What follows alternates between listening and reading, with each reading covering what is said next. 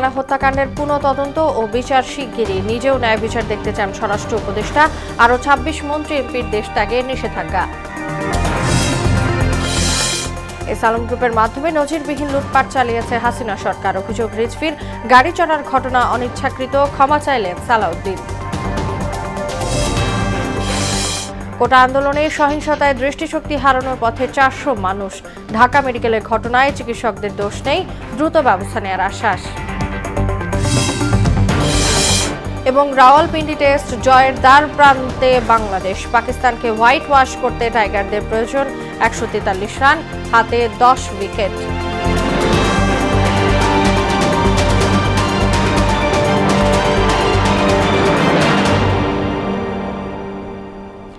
আসসালামু আলাইকুম, সবাইকে মোহনা সংবাদে স্বাগত। শুনছিলেন শিরোনাম, সঙ্গে আছি তাসনুমা বিনতে তাহের। দেশের বাইরের খবর। পিলখানা হত্যাকাণ্ডের পুনঃ তদন্ত ও বিচার কাজ শিগগিরই শুরু হবে বলে জানিয়েছেন স্বরাষ্ট্র উপদেষ্টা জাহাঙ্গীর আলম চৌধুরী। সচিবালয়ে সাংবাদিকদের সঙ্গে আলাপে একথা জানান তিনি। কেবল উপদেষ্টা হিসেবে নয়, একজন নাগরিক ও সেনাবাহিনীর প্রাক্তন সদস্য হিসেবেও এ হত্যাকাণ্ডের ন্যায় বিচার দেখতে চান জাহাঙ্গীর আলম চৌধুরী। আরও জানাচ্ছেন নাসির উদ্দিন।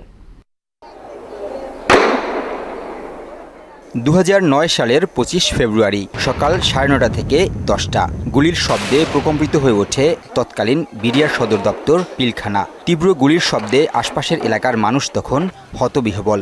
ঢাকার রাস্তায় সেনাবাহিনীর সাজোয়া যান ও সৈন্যদের আনাগোনা। এক পর্যায়ে জানা গেল গোলাগুলি চলছে পিলখানার ভিতরে। বিদ্রোহ করেছেন বিডিআর সদস্যরা। ১৫ বছর আগের সেই বিডিআর বিদ্রোহে ৫৭ সেনা কর্মকর্তা সহ মোট ৭৪ জন নিহত হন।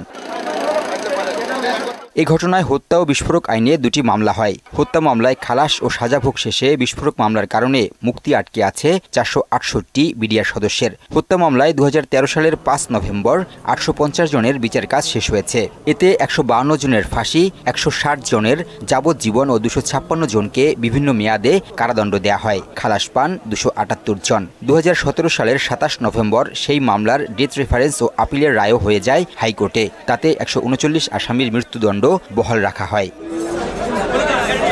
অন্যদিকে বিস্ফোরক আইনের মামলায় ২০১০ সালে ৮৩৪ জন আসামির বিরুদ্ধে বিচার কাজ শুরু হয়, কিন্তু মাঝপথে বিস্ফোরক মামলার কার্যক্রম এক প্রকার স্থগিত রেখে শুধু হত্যা মামলার সাক্ষ্য উপস্থাপন করে রাষ্ট্রপক্ষ।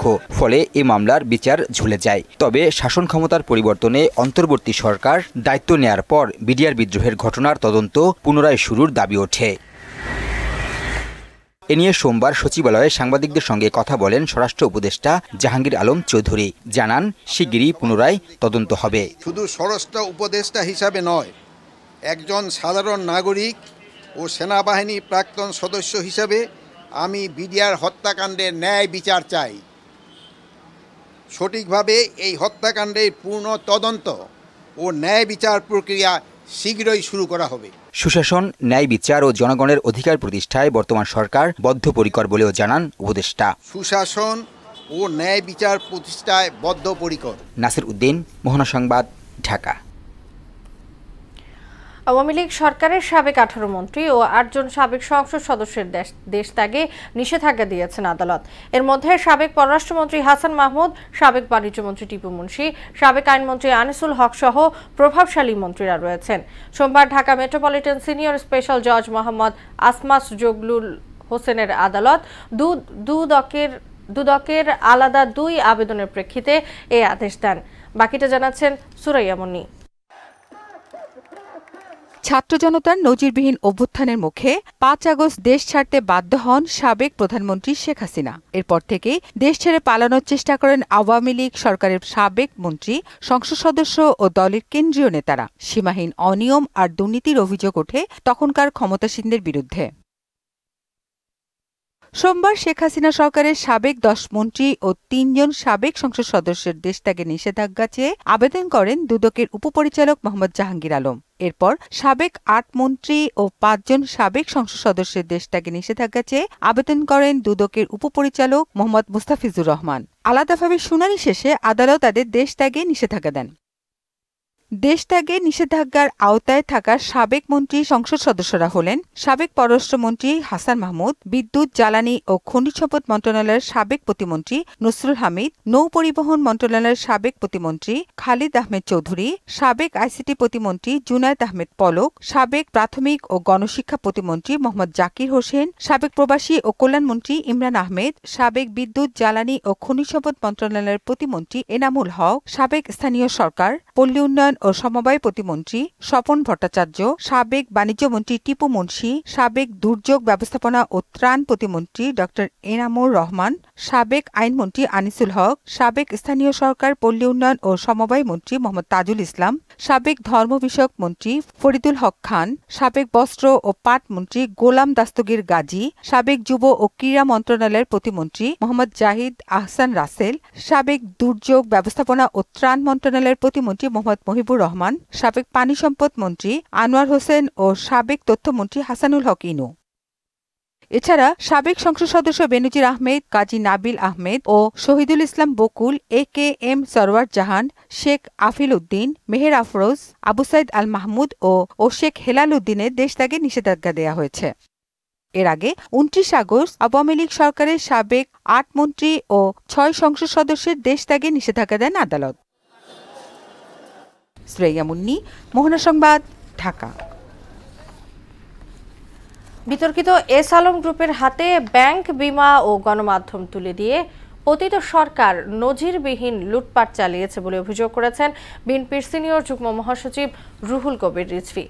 এদিকে এস আলমের গাড়িতে চড়ে নিজ এলাকায় যাওয়াকে অনিচ্ছাকৃত ভুল ব্যাখ্যা দিয়ে ক্ষমা চাইলেন দলটির স্থায়ী কমিটির সদস্য সালাউদ্দিন আহমেদ। রাজধানীতে আলাদা অনুষ্ঠানে তারা এসব কথা বলেন। রেজা খান জানাচ্ছেন বিস্তারিত। বন্ধুরা আমার, আমি আজকে মনে করি নয়াপল্টনে বিএনপির কেন্দ্রীয় কার্যালয়ে জাতীয়তাবাদী প্রচার দলের ত্রাণ বিতরণ কার্যক্রমের উদ্বোধন করেন দলটির সিনিয়র যুগ্ম মহাসচিব রুহুল কবির রিজভী। আজকে দেশের পূর্বাঞ্চলে এ সময় গণতান্ত্রিক দেশ হয়ে ভারত কিভাবে শেখ হাসিনাকে সমর্থন দিয়ে যাচ্ছে এমন প্রশ্ন তোলেন তিনি। এই ধরনের একটি ব্যক্তিকে আপনারা সমর্থন দিয়ে গেলেন, তার মানে আপনারা গণতান্ত্রিক দেশ হয়েও বাংলাদেশের মানুষের বা মানবতার অনুভূতি জাগ্রত হয়নি। এস আলম গ্রুপের মাধ্যমে পতিত সরকার দেশের আর্থিক খাত ধ্বংস ও গণমাধ্যমের উপর হস্তক্ষেপ করেছে বলেও অভিযোগ করেন রিজভী। একজন ব্যক্তিকে একের পর এক সব ব্যাংক দিয়ে দিচ্ছেন, সব ব্যবসা দিয়ে দিচ্ছেন, ঘটনা কি? ইটিভি কেড়ে নিলেন, দিয়ে দিলেন এস আলম সাহেবকে। একের পর এক টেলিভিশন আপনারা কেড়ে নিচ্ছেন। যারা একটু সরকারের বিরোধিতা করেছে সেই টিভি নিজেদের লোক বসিয়েছে। এদিকে এস আলমের গাড়িতে চড়ে কক্সবাজার নিজ এলাকায় গিয়ে সমালোচনার মুখে পড়ায় গুলশানের বাসভবনে সংবাদ সম্মেলন করেন বিএনপির স্থায়ী কমিটির সদস্য সালাউদ্দিন আহমেদ। আমার পক্ষ থেকে আমি জানতাম যদি যে এই গাড়ি একটি নির্ধারিত কোম্পানির কথা, তাহলে হয়তো আমি সাবধানতা অবলম্বন করতাম। আমার এই অসাবধানতা এবং অনিচ্ছাকৃত ভুলের জন্য যদি আমি দেশবাসীর মনে কষ্ট দিয়ে থাকি এবং অনুভূতিতে আঘাত দিয়ে থাকি, সেই জন্য আমি দুঃখ প্রকাশ করছি। রাষ্ট্র সংস্কারের এই সময়ে সকলের মনোযোগ ব্যক্তি পর্যায়ে নিয়ে যাওয়ার চেষ্টা করা হচ্ছে বলেও অভিযোগ করেন তিনি। আপনাদের বোঝা উচিত কেন এগুলোকে প্রায়োরিটি দিয়ে মনোযোগটা অন্যদিকে নেওয়া হচ্ছে। রেজা খান, মোহনা সংবাদ, ঢাকা। কুইক রেন্টাল প্রকল্প পরিচালনায় মন্ত্রীর একক ক্ষমতা এবং এ বিষয়ে আদালতে প্রশ্ন তোলা যাবে না, বিদ্যুৎ আইনের এ দুটি ধারা কেন অবৈধ নয় তা জানতে চেয়ে রুল জারি করেছেন হাইকোর্ট। অন্যদিকে শিক্ষার্থী মুনিয়া হত্যাকাণ্ডের মামলা পুনঃতদন্তের জন্য বসুন্ধরা গ্রুপের এমডি সায়েম সোবহান আনভিরের বিরুদ্ধে আবেদন গ্রহণ করেছেন হাইকোর্ট। আরও জানাচ্ছেন কাজী বাপ্পু। কুইক রেন্টাল সংক্রান্ত বিদ্যুৎ ও জ্বালানির দ্রুত সরবরাহ বৃদ্ধি বিশেষ বিধান আইন 2010-এর 9 ধারায় দায়মুক্ত কেন অবৈধ ও অসাংবিধানিক ঘোষণা করা হবে না তা জানতে চেয়ে রুল জারি করেছেন হাইকোর্ট। সোমবার বিচারপতি ফারা মাহবুব ও বিচারপতি AKM রবিউল হাসানের হাইকোর্ট বেঞ্চ এই রুল জারি করেন। আদালতের রিটের পক্ষে শুনানি করেন ডক্টর শাহদিন মালিক। যেসব বিদ্যুৎ কেন্দ্রের সাথে যত চুক্তি করেছে বা চুক্তি সংক্রান্ত কোনো কার্যক্রম কোনো আদালতে চ্যালেঞ্জ করা যাবে না। 6(2) ধারায় মন্ত্রীকে সর্বোচ্চ একক ক্ষমতা দিয়েছে, সে যার সাথে ইচ্ছা যত টাকা ইচ্ছা বিদ্যুৎ কেন্দ্র স্থাপনের চুক্তি করবে। এদিকে মুনিয়া হত্যা মামলায় বসুন্ধরা গ্রুপের ব্যবস্থাপনা পরিচালক সায়েম সোবান আনবির সহ ৮ আসামিকে অব্যাহতি দিয়ে পিবিআই তদন্ত প্রতিবেদনের বিরুদ্ধে পূর্ণ তদন্তের আবেদন গ্রহণ করেছেন হাইকোর্ট। বিচারপতি ফারা মাহবুবের দ্বৈত বেঞ্চে এই আবেদন গ্রহণ করেন। এই মেয়েটি ৩ সপ্তাহ প্রেগন্যান্ট ছিল, তাকে বনানীতে ৯ মাস রাখা হয়েছিল, গুলশানে আবার পরবর্তীতে রাখা হয়েছিল। ওই বাসায় শুধু একমাত্র আনবিরই যেত। কোর্ট আমাদের সাবমিশন শুনে আপিল গৃহীত হয়েছে।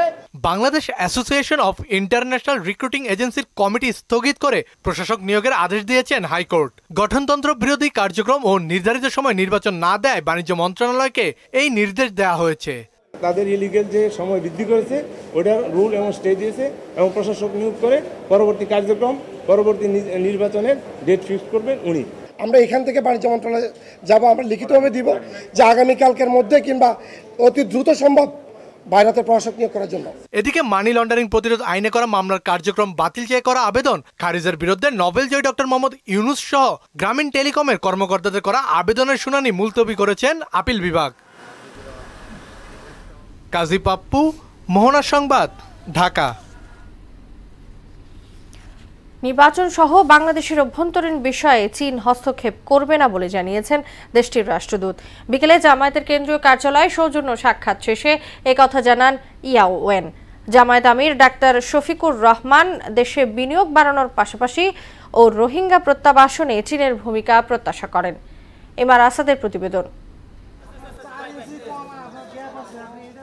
বাংলাদেশ জামায়াতে ইসলামীর কেন্দ্রীয় কার্যালয়ে মঙ্গলবার বিকেলে দলটির শীর্ষ নেতাদের সঙ্গে সৌজন্য সাক্ষাৎ করতে আসেন চীনা রাষ্ট্রদূত ইয়াও ওয়েন। সাক্ষাৎ শেষে ব্রিফিংয়ে বাংলাদেশে চীনা বিনিয়োগ বাড়ানোর আহ্বান জানান জামায়াত আমির। বাংলাদেশে রিসেন্ট যে পরিবর্তন হয়েছে সেই বিষয়গুলো আমাদের আলোচনায় স্থান পেয়েছে।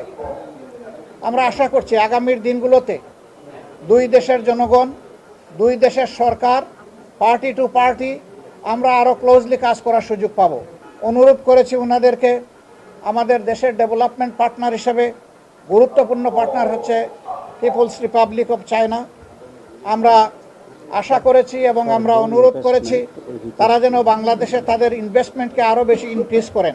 পাশাপাশি রোহিঙ্গা প্রত্যাবাসনে চীনের ভূমিকা দেখার আগ্রহের কথা জানান তিনি। রোহিঙ্গা ইস্যুতে আমরা অনুরোধ করেছি যে তাদের পুনর্বাসনের রিপ্যাট্রিয়েশনের জন্য তারা ইফেক্টিভ রোল প্লে করবেন। সাংবাদিকদের প্রশ্নের জবাবে চীনা রাষ্ট্রদূত বলেন, নির্বাচন সহ বাংলাদেশের অভ্যন্তরীণ বিষয়ে তার দেশ হস্তক্ষেপ করবে না। We respect the decision made by the people of Bangladesh. We are respectful.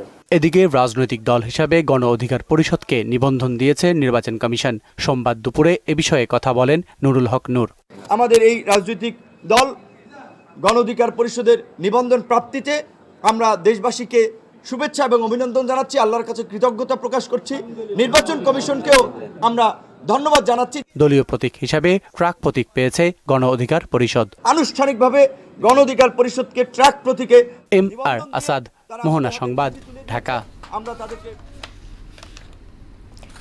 বৈষম্য বিরোধী ছাত্র আন্দোলন চলাকালে সহিংসতায় আংশিক বা পুরোপুরি দৃষ্টি হারিয়েছে প্রায় 400 মানুষ। হাসপাতালে চিকিৎসা নেওয়া রোগীর 68%-ই চোখে অস্ত্রোপচার করতে হয়েছে। চিকিৎসকরা বলছেন অন্তত 4 থেকে 6 সপ্তাহ পর বোঝা যাবে কতজন ফিরে পাবে দৃষ্টিশক্তি এবং কতজন স্থায়ী অন্ধত্ব বরণ করবে। এমন বাস্তবতায় উদ্বেগ উৎকণ্ঠায় দিন কাটছে রোগী ও স্বজনদের। শামীম চৌধুরীর রিপোর্ট। কিশোর থেকে শুরু করে মধ্যবয়সী গুলিবিদ্ধ সবাই হাসপাতালের বিছানায় কাতরাচ্ছেন। বৈষম্য বিরোধী ছাত্র আন্দোলনে সহিংসতায় গুলিবিদ্ধ হন তারা। গুলি লেগেছে হাত, পেট এবং মাথায়। সবার চোখে মুখে এক অনিশ্চিত ভবিষ্যতের হাতছানি। আহতদের বেশিরভাগের বয়স 20 থেকে 50 বছরের মধ্যে। এর মধ্যে প্রায় 400 জন এক চোখ হারিয়েছেন। উভয় চোখের দৃষ্টি হারিয়েছেন 21 জন। গুরুতর দৃষ্টি স্বল্পতা দেখা দিয়েছে প্রায় 300 রোগীর। অপারেশন হয়েছে, গুলি বের হয়েছে, কিন্তু এখন আমার যে ভালো চোখ আছে, আমি ভালো চোখে অনেকটা ঝাপসা হয়ে গেছে, আমি রোদে যাইতে পারি না। একটা বের করা হয়েছে, আরো 5টা আছে। তো কালকে অপারেশনে চোখেরটা বের করা হয়েছে। মাথারগুলো বের করতে পারবে কিনা সেটা এখনো তারা বলে নাই। তারা আমার চোখের চিকিৎসা নিয়ে ব্যস্ততা। এখান থেকে লেগে এদিক দিয়ে বের হয়ে গেছে, চোখটা উঠে গেছিল। এমন বাস্তবতায় উদ্বেগ উৎকণ্ঠায় দিন কাটছে রোগী ও স্বজনদের। ডাক্তার তো একটা অপারেশন করছে, এখন গুলি আরেকটা আছে ভিতরে। ঢাকা আসার পর একটা অপারেশন হওয়ার পরে বাসায় পাঠিয়ে দিছে, বলছে 20 তারিখে এসে আজকে একটা অপারেশন হয়েছে। এখনো বুলেটটা বের করেনি, 25 তারিখে একটা অপারেশন করছে, তো ওনারা বলছে যে আরো 2টা অপারেশন করতে হবে। ডান চোখ ভালো, বাম চোখ দেখি না। অপারেশন করছে কালকে, কিন্তু ওটা মানে বাইরে হবে না, ডাক্তার বলছে ওটা ভিতরে থাকলে সমস্যা নাই। হাতের মধ্যে আর চোখের মধ্যে সবচেয়ে বেশি এফেক্ট পড়ে। আমার চোখে যে গুলিটা লাগছে সেটা আমার আই বল ভেদ করে মানে চোখের অপর সাইডে চলে গেছে, ওটা বের করা যায় না। চিকিৎসকরা জানান, ইট পাটকেল, ছড়রা গুলি ও রাবার বুলেটে আঘাত পাওয়া অনেকের চোখের ভিতর রক্তপাত হয়েছে, কারো অপটিক্যাল নার্ভ ও রেটিনা ক্ষতিগ্রস্ত হয়েছে। মেডিকেল বোর্ডের মাধ্যমে তাদের সেবা দেওয়ার আমরা চেষ্টা করতেছি। অনেক সময় আমরা গুলিগুলো রোগীদের চোখ থেকে আমরা বের করতে পারি না, যাদের অ্যাপ্রোচেবল তাদেরকে আমরা বের করতেছি। এদের মধ্যে থেকে একটা অংশ হয়তো খুব অল্প সংখ্যক যাদের 2টা চোখে ড্যামেজ আছে। জাতীয় চক্ষু বিজ্ঞান ইনস্টিটিউটে চিকিৎসা নেওয়া বেশিরভাগ রোগীর চোখে অস্ত্রোপচার করতে হয়েছে। চিকিৎসকরা বলছেন, কতজন দৃষ্টিশক্তি ফিরে পাবে এবং কতজন স্থায়ী অন্ধত্ব শিকার হবেন তা জানতে অপেক্ষা করতে হবে আরও কিছুদিন। শামীমুজ্জামান চৌধুরী, মোহনা সংবাদ, ঢাকা। ঢাকা মেডিকেল কলেজ হাসপাতালের ঘটনায় প্রাথমিক তদন্তে চিকিৎসকদের দোষ পাওয়া যায়নি বলে জানিয়েছেন স্বাস্থ্যসেবা বিভাগের অতিরিক্ত সচিব AKM সাইফুল ইসলাম। জানান, এফআইআরে 4 জনের নাম উল্লেখ করা হয়েছে, 2 জনকে গ্রেফতার করা হয়েছে, বাকিদের বিষয়েও দ্রুত ব্যবস্থা নেওয়া হবে। এদিকে ঘটনার জেরে জরুরি বিভাগ খোলা থাকলেও বন্ধ রাখা হয়েছে বহির্বিভাগের সেবা। নাসির উদ্দিনের আরেকটি প্রতিবেদন। দুর্ঘটনার পর এক রোগীর মৃত্যু নিয়ে গেল শনিবার তোলপাড় হয় ঢাকা মেডিকেল কলেজ হাসপাতাল। এতে মারধরের শিকার হন কয়েকজন চিকিৎসক। দোষীদের গ্রেফতার এবং নিজেদের নিরাপত্তার দাবিতে কমপ্লিট শাটডাউনের পথে হাঁটেন চিকিৎসকরা। 10 ঘন্টার মতো বন্ধ থাকে ঢাকা মেডিকেলের সব ধরনের স্বাস্থ্যসেবা, যদিও স্বাস্থ্য উপদেষ্টার আশ্বাসে কর্মসূচি স্থগিত করেন তারা। সোমবার জরুরি সেবা চালু থাকলেও ডাক্তার বসেনি বহির্বিভাগে।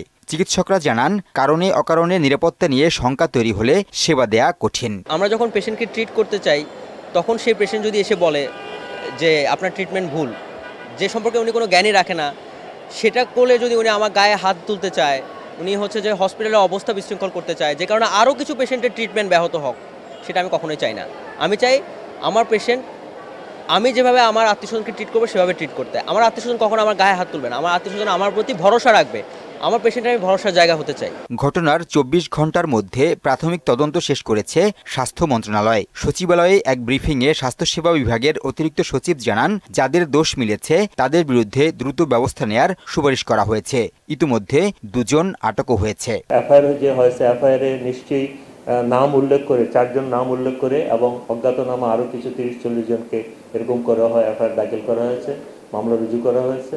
সচিব জানান, ঘটনায় চিকিৎসকদের কোনো দায় মেলেনি। দাবি অনুযায়ী ঢাকা মেডিকেল কলেজ হাসপাতালে পর্যাপ্ত নিরাপত্তা বাড়ানো হয়েছে। ডাক্তারদের নিরাপত্তা ব্যবস্থা জোরদার করুন, যারা কাজে ডিউটিরত ডাক্তারদের, সেই ব্যবস্থাগুলো কিন্তু দৃশ্যমান হয়েছে। সেখানে আর্মি ডেভেলপমেন্ট করা হয়েছে এবং আনসার, পুলিশ পর্যাপ্ত সংখ্যক ডেভেলপমেন্ট করা হয়েছে। পরিস্থিতি অনেকটা স্বাভাবিক হয়ে আসছে।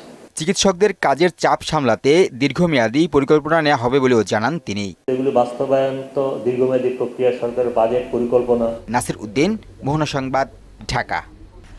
নির্বাচন সহ বাংলাদেশের অভ্যন্তরীণ বিষয়ে চীন হস্তক্ষেপ করবে না বলে জানিয়েছেন দেশটির রাষ্ট্রদূত। বিকেলে জামায়াতের কেন্দ্রীয় কার্যালয়ে সৌজন্য সাক্ষাৎ শেষে একথা জানান ইয়াও ওয়েন। জামায়াত আমির ডাক্তার শফিকুর রহমান দেশে বিনিয়োগ বাড়ানোর পাশাপাশি ও রোহিঙ্গা প্রত্যাবাসনে চীনের ভূমিকা প্রত্যাশা করেন। এমআর আসাদের প্রতিবেদন।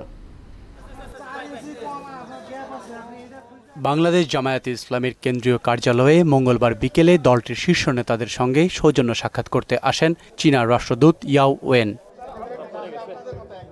সাক্ষাৎ শেষে ব্রিফিংয়ে বাংলাদেশে চীনা বিনিয়োগ বাড়ানোর আহ্বান জানান জামায়াত আমির। বাংলাদেশে রিসেন্ট যে পরিবর্তন হয়েছে সেই বিষয়গুলো আমাদের আলোচনায় স্থান পেয়েছে। আমরা আশা করছি আগামীর দিনগুলোতে 2 দেশের জনগণ, 2 দেশের সরকার, পার্টি টু পার্টি আমরা আরও ক্লোজলি কাজ করার সুযোগ পাব। অনুরোধ করেছি ওনাদেরকে আমাদের দেশের ডেভেলপমেন্ট পার্টনার হিসেবে গুরুত্বপূর্ণ পার্টনার হচ্ছে পিপলস রিপাবলিক অফ চায়না। আমরা আশা করেছি এবং আমরা অনুরোধ করেছি তারা যেন বাংলাদেশে তাদের ইনভেস্টমেন্টকে আরও বেশি ইনক্রিজ করেন। পাশাপাশি রোহিঙ্গা প্রত্যাবাসনে চীনের ভূমিকা দেখার আগ্রহের কথা জানান তিনি। রোহিঙ্গা ইস্যুতে আমরা অনুরোধ করেছি যে তাদের পুনর্বাসনের রিপ্যাট্রিয়েশনের জন্য তারা ইফেক্টিভ রোল প্লে করবেন। সাংবাদিকদের প্রশ্নের জবাবে চীনা রাষ্ট্রদূত বলেন, নির্বাচন সহ বাংলাদেশের অভ্যন্তরীণ বিষয়ে তার দেশ হস্তক্ষেপ করবে না। We respect the decision made by the people of Bangladesh. We are respectful. এদিকে রাজনৈতিক দল হিসাবে গণ অধিকার পরিষদকে নিবন্ধন দিয়েছে নির্বাচন কমিশন। সোমবার দুপুরে এ বিষয়ে কথা বলেন নুরুল হক নূর। আমাদের এই রাজনৈতিক দল গণ অধিকার পরিষদের নিবন্ধন প্রাপ্তিতে আমরা দেশবাসীকে শুভেচ্ছা এবং অভিনন্দন জানাচ্ছি, আল্লাহর কাছে কৃতজ্ঞতা প্রকাশ করছি।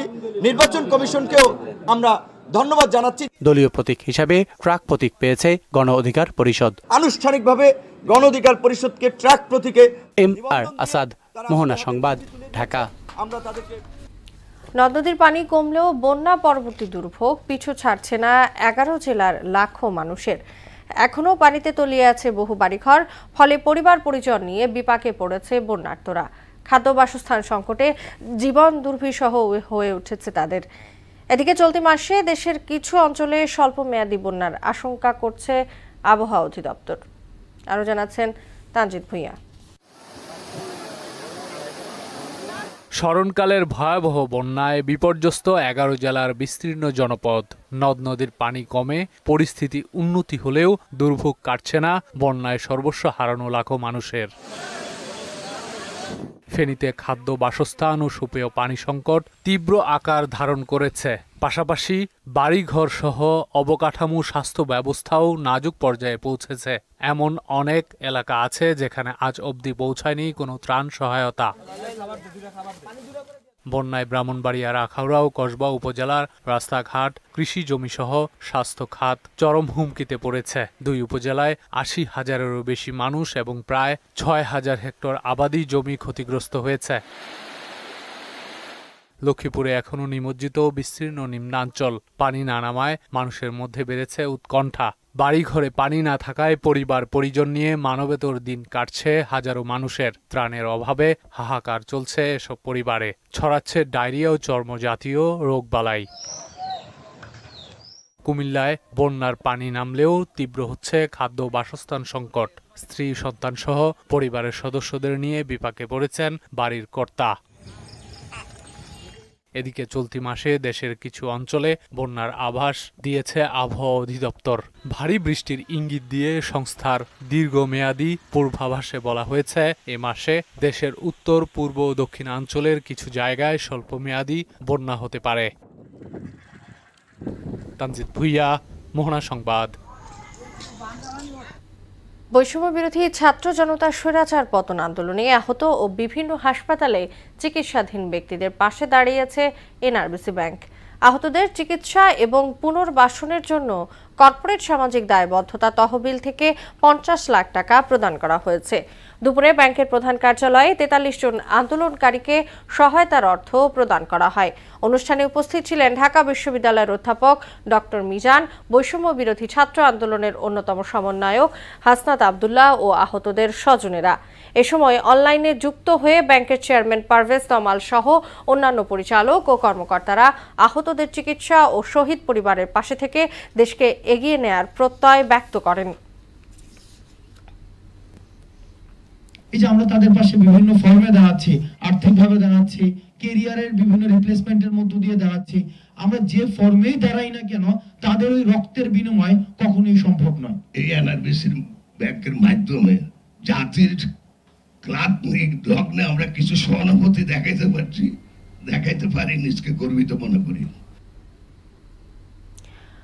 কুমিল্লা ও লক্ষ্মীপুরে বন্যায় ক্ষতিগ্রস্ত মানুষের পাশে দাঁড়িয়েছে দেশের অন্যতম শিল্প গ্রুপ ভাইয়া গ্রুপ অব ইন্ডাস্ট্রিজের অঙ্গ প্রতিষ্ঠান ভাইয়া হাউজিং এবং ভাইয়া হোটেল অ্যান্ড রিসোর্ট লিমিটেড।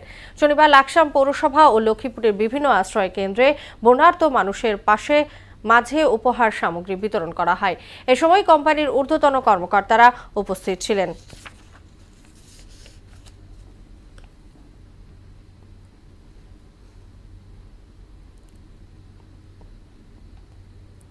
শেষ করব মোহনা সংবাদ। যাবার আগে শিরোনামগুলো জানিয়ে দিচ্ছি আবার একবার।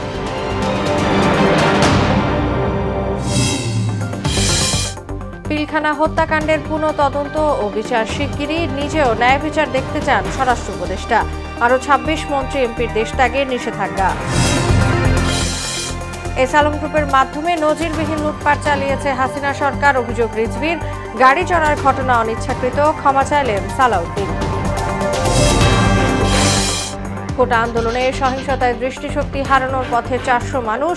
ঢাকা মেডিকেলের ঘটনায় চিকিৎসকদের দোষ নেই, দ্রুত ব্যবস্থা নেওয়ার আশ্বাস। এবং রাওয়ালপিন্ডি টেস্ট জয়ের দ্বার প্রান্তে বাংলাদেশ, পাকিস্তানকে হোয়াইট ওয়াশ করতে টাইগারদের প্রয়োজন। ১৪৩ রান, হাতে ১০ উইকেট। এই ছিল মোহনা সংবাদে। পরবর্তী সংবাদ রাত ১২টায়। মোহনার সবশেষ খবর জানতে ভিজিট করুন www.mohana.tv।